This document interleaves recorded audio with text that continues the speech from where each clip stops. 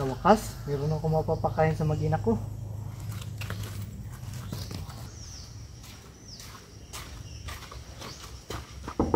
Nam?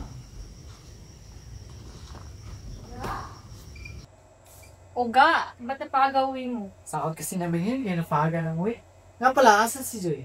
Nasa kwarto, naglilinis. Wala. Ito pala yung sahod ko ngayon. Panggastos natin sa pangaraw-araw. Ganito na tatay mo. Tingnan niyo. Talaga ba, Nay? Mga putay. Bait talaga ng anak ko. Bait talaga. Mananana sa tatay. Tara na, merienda na tayo. Tara, tara.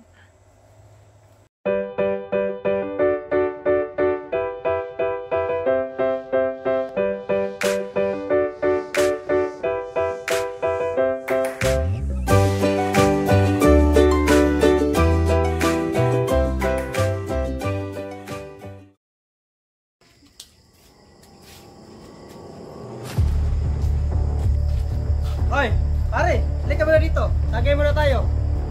Ate, pabili nga ng dalawang beer. Halika. Pare, tagay.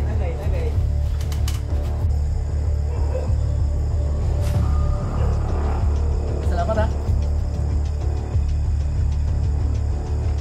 Oh, Yosi ka, Yosi. Salamat.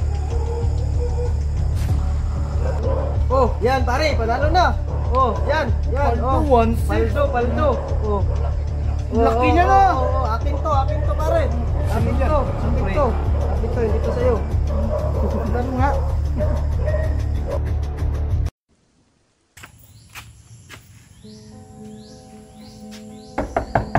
Bila!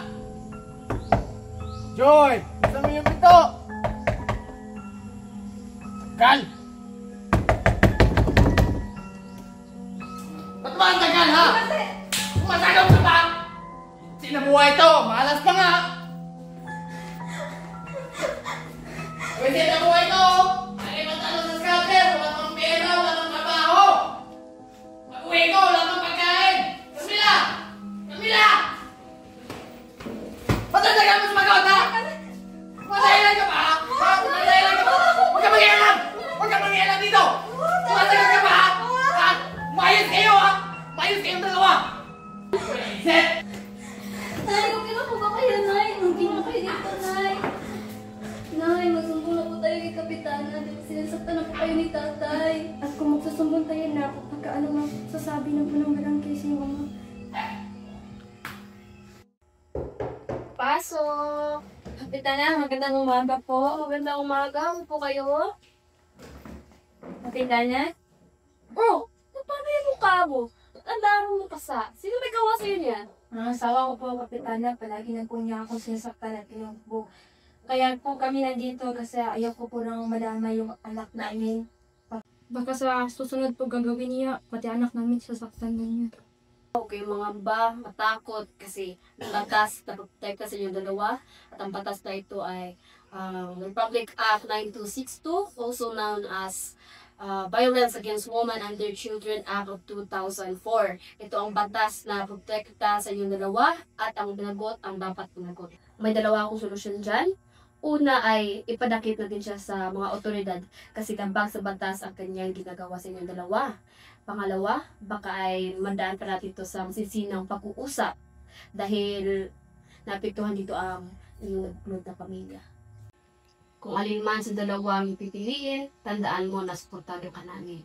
So alin ba sa dalawang yung pipiliin? Ang pipiliin ko po sana, Kapitana, yung pangalawa. Kasi yung asawa ko, hindi naman po siya dating ganyan. At gusto ko lang po sana siyang matuto sa kanya pinagagawa. Kasi noong una, masayahin naman ang aming pamilya. Hindi naman po siya mapang-abuso at mapanakit na asawa. Okay. Sana buong loob mo at tatagan mo yung sarili kasi patawag natin siya ngayon at kakausapin natin ang masinsinan.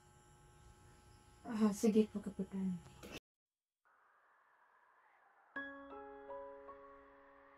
Magandang hapon sa inyong lahat. At nandito yung mag-ina mo, Mr. Lee. Alam mo naman siguro kung ano ang dahilan kung bakit ka nandito. Dahil sa iyong pang-abuso sa iyong asawa. At ito ay lapag sa ating batas. At napakaswerte mo kasi mas pinili niya na pag-usapan natin ito ng masinsinan. At ngayon, gusto ko sana na magbitaw ka ng salita na hindi mo na ito ulinin sa iyong mag-ina. Lang, Joy, pasensyahan niyo na ako kasi napunta ako sa ganitong bisyo. Wala na kasi akong trabaho wala nang mapapagtrabahuan. Sana mapatawad niyo ako sa mga ginawa ko sa inyo. At sana mabalik natin yung mga masasayang alaala natin noon. Sana mapatawad niyo ako. Papangako ko sa inyo na magbabago na ako at hindi na ako magbibisyo. Lalo na at nasasaktan ko para kayo. Pasensya na. At ano naman masasabi mo, Mrs. Carmela? Masasabi ko pa, Kapitan, nga, kung ano mang problema nga dinadala mo sa ngayon, pwede mo naman sa akin sabihin at baka matulungan kita. At sana'y paniligan mo ang iyong pinapangako sa harap ni Kapitan at sa harap ng anak mo. Wala.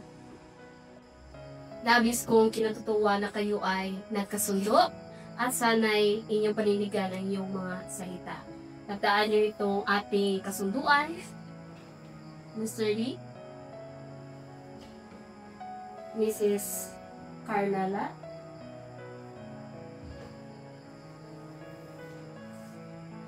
Mr. Lee, alam mo naman siguro kung ito ay mauulit, ikaw ay maaari ng mahulog. Dahil nandito na sa ating kasunduan at ikaw ay nangako na hindi na ito mauulit pa. Salamat, Kapitana. Wala. Lang, Joy, pasensya niyo na ako.